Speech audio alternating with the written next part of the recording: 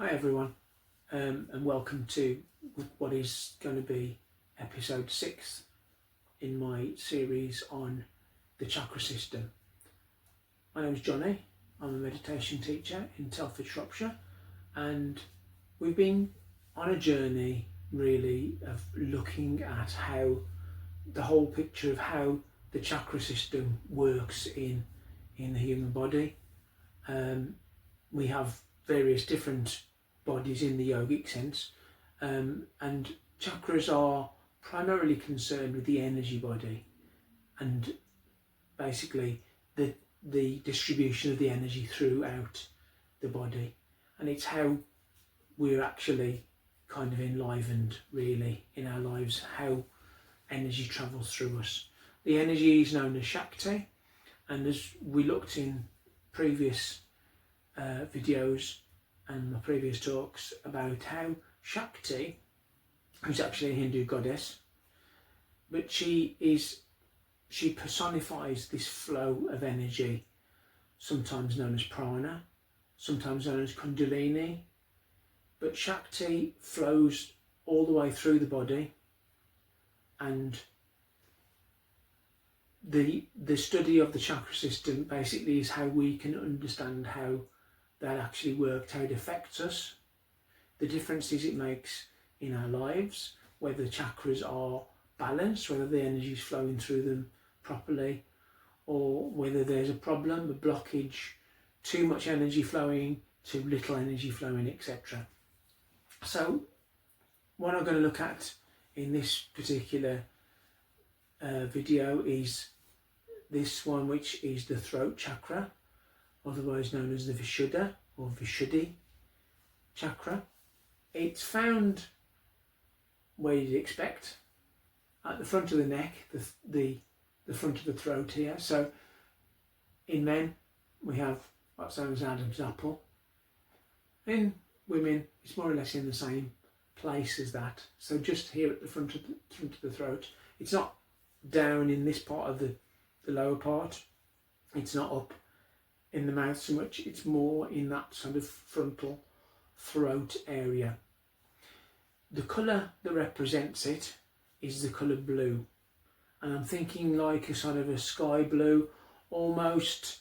So when we look at the third eye chakra, we're looking at more of that deep indigo blue, almost like a purpley blue. When we look at the heart chakra, which we looked at the last time, it's green. So we're in between the two really. We're almost, you could say, we're anything going between sort of aquamarines, turquoisey, light, almost like some of the sky blues as well, but not the blue of kind of the night sky, more of your sort of your kind of your nice mid-blue sort of colours like that.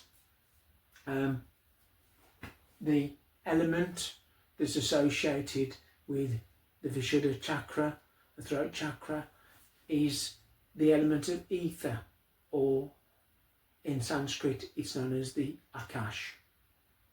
So obviously the other chakras lower down, we start off with the root chakra, which the element is earth. Then we go to the sacral chakra. This element is the element of water. Then the solar plexus is fire, and the heart chakra, the element is air. So the universe is made up, everything that's made and created exists of these kind of four elements, but you've got one element through which all of these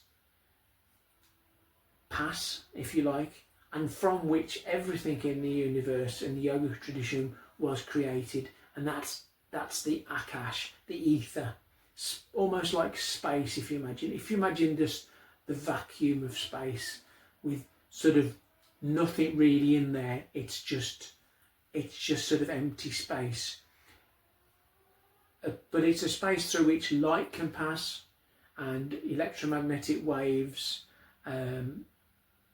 various different frequencies can pass through this. This is the ether, the Akash. This is the element that is associated with the throat chakra. And sound is very much associated with this as well. And if we could sum up what the throat chakra is about in one word, I would use the word communication. And communication, as we know, is a two-way street. It's not just one way. It's not just a broadcast of sound or ideas or energies out there. It's also a receiving. So it's a two-way street, really. So energy is travelling both ways, really. So, as we know, in any conversation, you have to have a speaker and a listener. You have to have, if you're talking about the written word, you have a writer and you have a reader. So everything really that's communicated, music, you have a musician, you have a listener to that as well.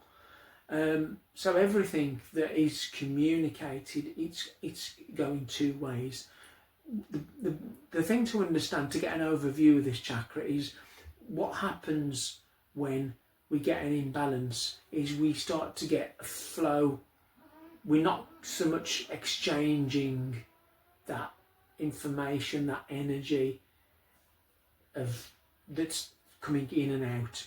It's more of a one-way street. So if you're the sort of person that's just very, very quiet and doesn't really exchange any of your ideas, keeps yourself to yourself, is a bit shy, doesn't really want to share information, communicate, whatever, and we could see that you've got too little flow of energy going through the throat chakra. If on the other hand, you're the sort of person, a bit like I've been for a lot of my life, with a bit of the verbal diarrhea, somebody who would just sort of talk. And you often find this with people that have got an overactive throat chakra, is that they talk and talk and talk a lot, but they not really saying an awful lot as they're talking. So that, just to give you a quick sort of overview first of all of what it's about. It's to do with communicating those ideas. Now, with the chakra system, we have a connection between the chakras at all times, and we can see a very clear connection between the throat chakra and the heart chakra. Now, in our journey as we travel through the chakras, starting down at the root, we talked about the fact this was almost like the river being coming out of the wilderness, out of that sort of wild zone, where what we were concerned about really was just basically getting our basic human needs met. So, you know, the need for food, for clothing, for water, for warmth, for sustenance, for reproduction, all of these sort of things, the basic sort of needs of the human being being met. Then when we moved up to the sacral chakra, if we're following this this analogy of the river flowing, we moved into a bit where the water was flowing a bit more strongly, and we were looking at things that affect us and things that give us pleasure, basically. So once we get our needs met, the human desire then is to want to live a pleasant, comfortable life, an enjoyable life, having things that we enjoy, having fun. We talked about physical enjoyment. We talked about fulfillment of things that we like to do, following that, having our passions, things that we enjoy doing, all those kind of things. And creativity was a great part of that. Now, we can link that to the throat chakra, because the throat chakra is how we express ourselves. So if down at the sacral chakra level, we have those desires, those things that we really like to do, well, in order to actually do those, we need to express them, and we need to express them through the throat chakra. It's not just necessarily about speaking about them. It could be maybe writing about something. It could be just performing something. Maybe if you're really into music, artwork, gardening, cookery, whatever it is that you're into, you need to have an expressive channel. And the way that it's expressed is through the sacral chakra. That's how the energy is actually expressed. I'm diverting a little bit here. Let's carry on up the river. So next one we came to was the solar plexus, and we talked about how that's about us having control over our own lives, taking that control, taking it back sometimes if it's been lost. If we've given our power over to someone else, we need to take it back. I would lump these three, the first three, the lower three chakras together, and I'd say they're about me, mine, what's mine, what I want, what I need personally. And of course, I may have a close-knit group of people that interact with me, but basically those three chakras are more about what affects me personally. There's nothing wrong with that. There's no judgment in that. These are things that affect every one of us. It doesn't make us selfish, just means that these are the areas of our lives that these three chakras are concerned with. So we've got the red, the orange, the yellow going up. When we get to the heart chakra, which we spoke about in the last video, which is that green Anahata chakra, which is here, we come to almost a bit of a crossroads. So we've lived our lives for ourselves in the lower chakras. We get to the heart and we start to become aware that we need to have interactions with other people. We talked about love, compassion, kindness, expressing our emotions and things like this. And those things are where we start to make the shift from it just being about just us personally to it being about others around us, to interacting with the world that's around us. So we've moved a little bit away from the area of just being about us to it being about others as well. When we make the shift up to the throat chakra, we really are starting to get into the realms of it's not really about us anymore. It's really about what we're putting out there, what we're giving out as such. So whether it's speech, we're speaking, we're having a conversation and a relationship. Every relationship is about conversation. Whether it's writing, whether it's creating something beautiful that you're good at doing, that you have an ability to do. It might be creating great meals. It might be painting a picture. It might be dance. It could be anything that is an expression of yourself. But when we get to the throat chakra, what we want to do, what our energy self wants to do, is to actually start to project that thing that we do out there. We want to put it out there for other people, for the benefit of other people. As I started to say about blockages, problems, lack of energy, I'll just roughly go through the physical areas of our person that are affected by the throat chakra.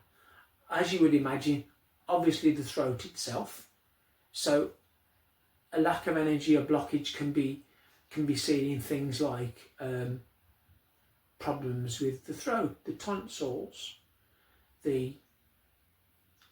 anything kind of with that sort of area there.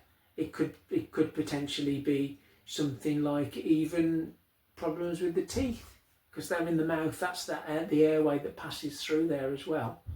But one of the big things, and the main sort of gland that is very much synonymous with the throat chakra is the thyroid gland, which is found in this area. Now, an overactive thyroid will produce symptoms such as a heightened metabolic rate, an overly fast metabolic rate, digesting food too quickly, feeling very hot. It can lead to excessive weight loss if the production of thyroxine is too high. It can lead to insomnia, anxiety, that kind of general overactive state of the whole system. So it's almost like a bit of like a metronome, really. It's regulating the speed at which our whole system operates. If the level of thyroxine is too low, if you've got an underactive thyroid, then the opposite is the case. It can be weight gain, it can be a slow metabolic rate, which leads to the sort of weight gain and things like that. It can be a general tiredness, feeling of lack of energy rather than excessive energy. It can be any of those things, and anything that's to do with how fast we metabolize our food and our the things that we take into our body. So it can be like, obviously that would lead to a feeling of perhaps coldness as well, because you're not burning off that the food is at the rate as that we would have been. Talking of the throat, I'm just going to have a little sip of water.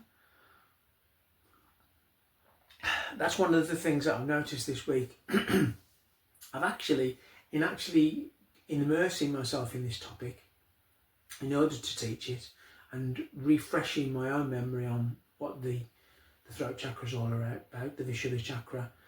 I've actually noticed some symptoms in my own body, and this is something that we do find when we start to do the work on a particular chakra. We can notice some sort of physical effects.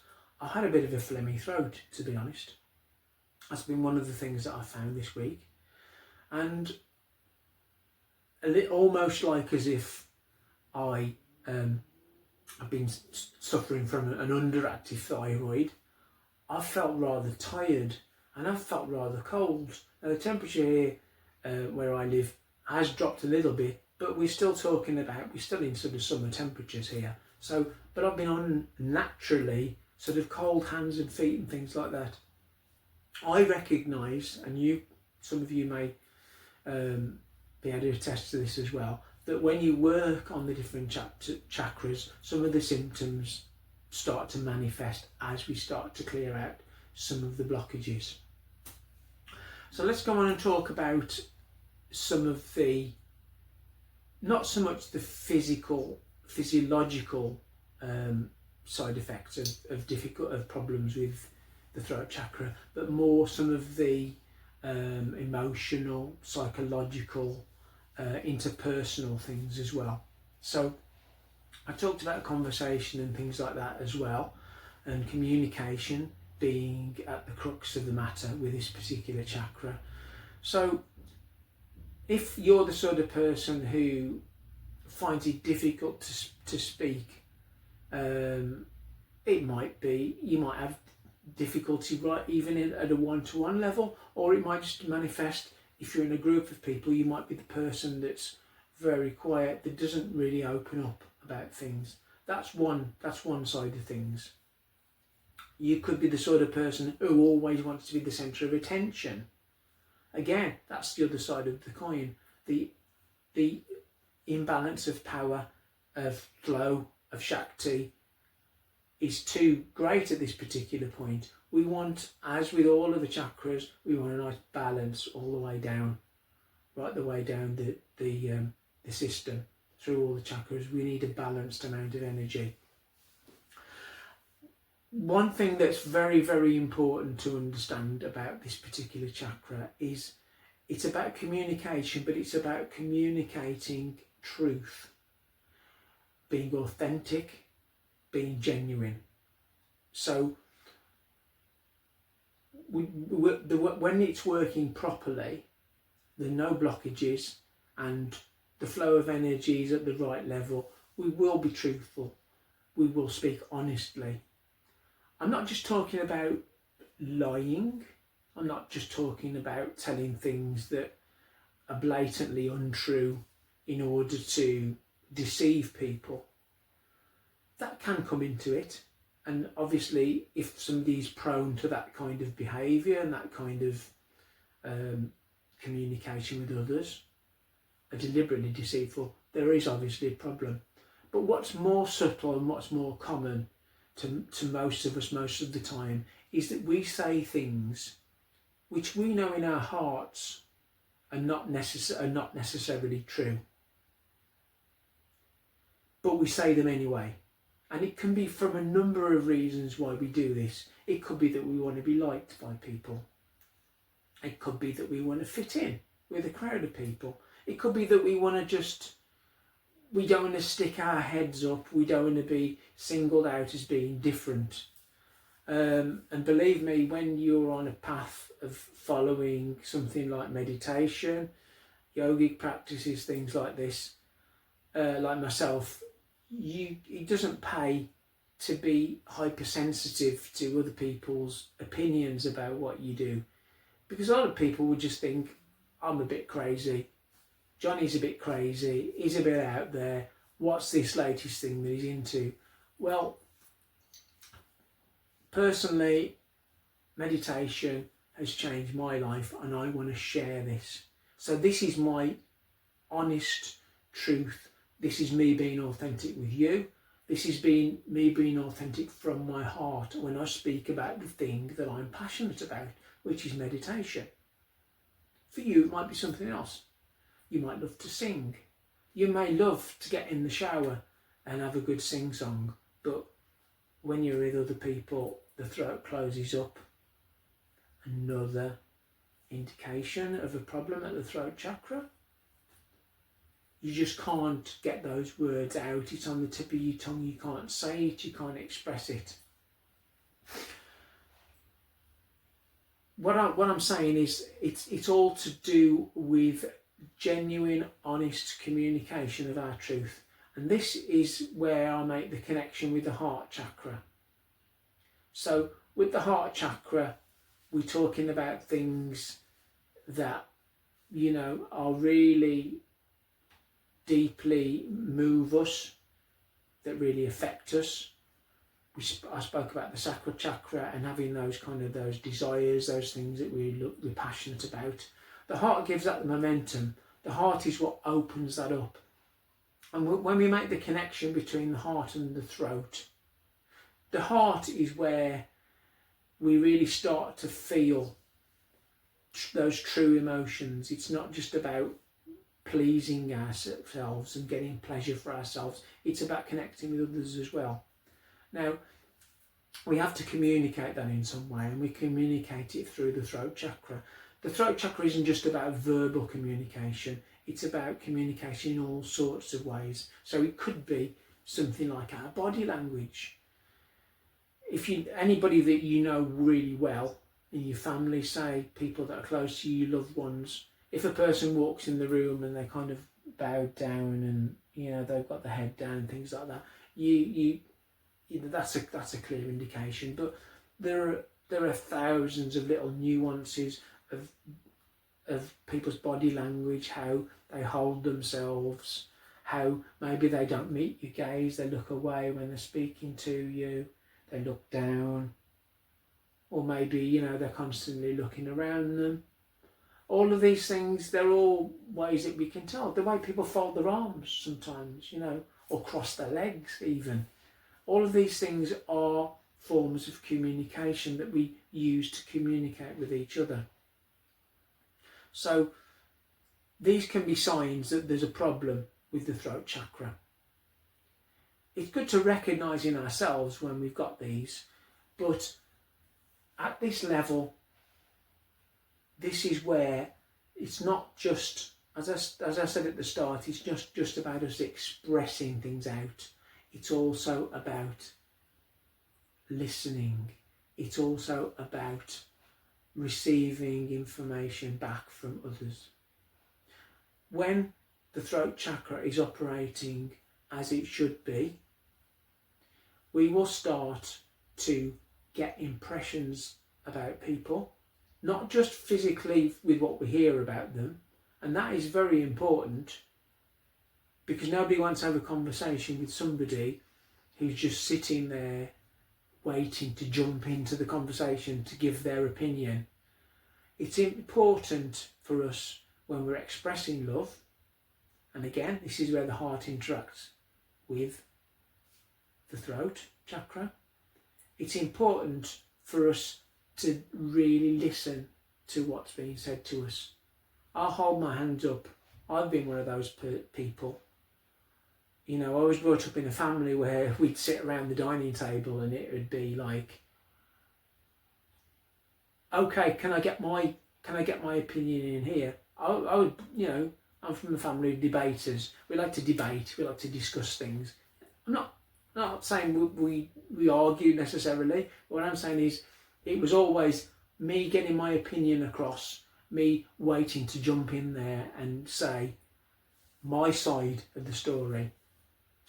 When we're operating properly and the flow of Shakti at the throat chakra is working properly, then we will find that what happens is we're able to actually listen better. We're able to actually pay attention to what people are saying to us. I'm just checking my camera there because my screen's gone very dark, but I believe that we are still live here. So our communication isn't just to be a one-way street. It's about learning to listen. And as I said at the start, the throat chakra and communication is as much about receiving the information and listening as it is actually expressing what we want to express. So yeah, we all like to have our opinion and make ourselves known, but we can gain so much when we actually listen to what's being said to us in a conversation.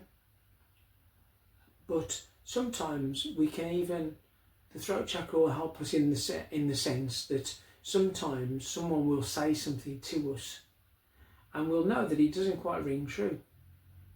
As I said, it's not necessarily about people out and out blatantly trying to deceive you and us thinking, oh, they're this untrustworthy person that you can't trust. It's just about the fact that we all say things that we don't necessarily believe from time to time. And what will happen is, because this is a higher chakra, so now we're starting to get and develop more kind of psychic abilities, what you might call sort of supernatural almost, though they're not really supernatural, because these are things that are supposed to be natural to us all. Intuition, for instance. So we can start to get intuition about the hidden meanings behind the things that people say and things like this. But it's always good to remember that communication needs to be a two-way street. When it's not, if it's not a two-way street, then there's a problem. In the same way, if other people are doing all the talking and you're not getting your opinion across at all, then that is equally, that's not a balance. So we don't only just listen and never broadcast either. If you think of it as like a sort of a radio transmitter, rather than you just kind of tuning into a set and listening, or rather than it being like a tannoy system where you just broadcast, it's more like, you know, a walkie-talkie, a two-way radio where we're communicating both ways. Every relationship needs this in order to succeed, as we probably realise already. But this is why it's important to get rid of these blockages. So how do we get the energy to flow properly at the throat chakra level? What do we do? What are the practices that are associated with this? Well, I've put a few things on there. Mentioned the fact that we're talking about the Akash, the ether. So we kind of coming out of almost the physical realm there. The seed mantra for this, as with all of the mantras, all of the chakras and their seed mantras, as we've been going through them, the beach mantras, they all sort of end in like an AM sound, although the A is very soft.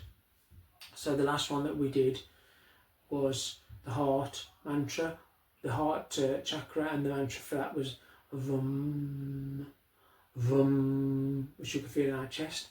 The one for the throat chakra is Hum, Hum, Hum. And if it's at the right frequency, at the right pitch, then we should be able to feel the resonance actually in the throat itself. So just repeating the mantra itself, it has a healing property to the throat chakra. You can start to open that up. When we combine this with practices like the mudras, so we've got a couple of mudras that we can look at for this one. So the one is a two-handed mudra. So if we put our hands together and we interlace our fingers like this, and then if we take our index fingers and touch the corresponding thumb like that, we make a sort of a chain link effect. I hope you can see that there. So we kind of link in those there. The other fingers are just interlaced like that. Simpler form of that, if you find that difficult, you can just simply just touch the thumb tips together while keeping them interlaced, and that the hands then will be placed into the lap downwards like that. If you want to follow using your mala and you want to chant the hum mantra as you go through, then we can use what's called the Saraswati mudra. Saraswati being the goddess of the creative, the intellectual powers, the arts, and teaching, learning, all that sort of stuff. So very much tied in with the throat chakra as well. She's very much, the goddess is synonymous with the throat chakra. Simply touch the tip of the thumb to the index finger like that. You can do that with both hands if you want to. If you want to sit silently and meditate, we can. Or if we want to use one hand and progress through a mala like this as well. Keep those three fingers straight and touch these together. So those are a couple of the mudras there. There's all sorts of other things that we can use. Pranayama, alternate nostril breathing is a good one. I won't go into it too much, but it's basically, you would be sort of inhaling through one nostril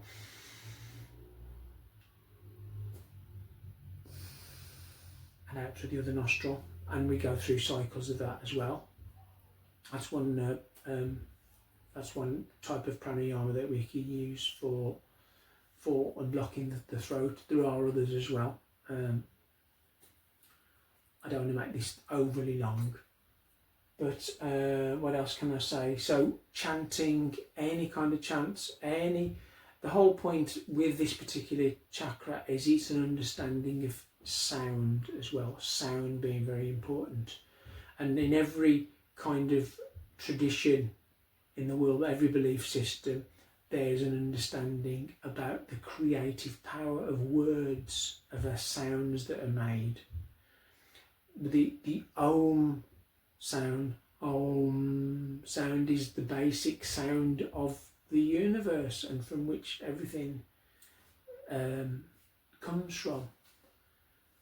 So every tradition has got some sort of creation story, and in the stories of creation we find it's always a case of the world, the universe, everything came into existence through the power of words being spoken.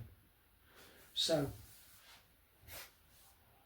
yeah, so words are very, very creative. I think that's about as much as I want to talk about on this particular one.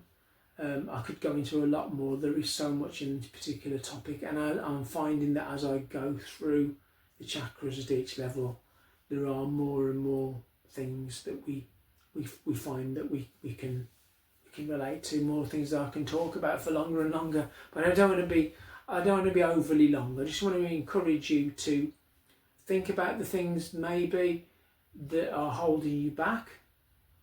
Are you an overly shy person? Are you a person that just talks and doesn't listen? And maybe you need to listen a bit more. Maybe you need to express yourself a little bit more. These practices are great for as I say, encouraging this flow of energy. But it's really the key is the connection between the heart and the throat, and actually expressing what it is that we want, the good things that we want to give out there, out to others. We want to give good things out because that is the higher path. That is the path towards ascension, to enlightenment, to us getting to know who we should be and who we really are in truth. So I hope this made some sense. I hope I haven't waffled on too long, I've been too confusing. I hope it wasn't too disjointed. But thank you for listening. If you found this helpful, you may find the other videos in the series on the chakra system to be helpful as well. Please have a look at those. If you enjoy the video, it makes sense, you can give it a thumbs up if you'd like to, and you can certainly subscribe, and then you'll be notified about any other videos that are coming up. All it leaves me to do is to say thank you for listening. Please adopt a daily meditation practice because it will change your life completely. And until next time, Namaskaram.